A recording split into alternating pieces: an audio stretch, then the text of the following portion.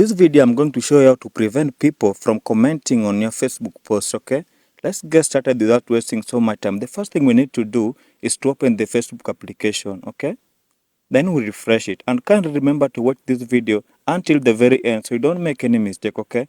Then you want to click on the profile picture in the far right at the top, okay? The next thing you want to do is click on the gear icon. And guys, if you find this video helpful, remember to like it and subscribe to my channel for more tips like this, okay?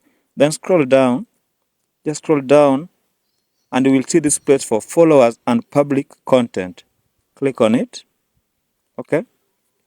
Then scroll down, you will see the option for who can comment on your public post. Here you can see that anybody can comment on my public post, but I want to change this, okay? I'll allow only specific people to comment on my post here. I'll just toggle it to only friends, okay? So with this, certain people will not be able to comment on my post.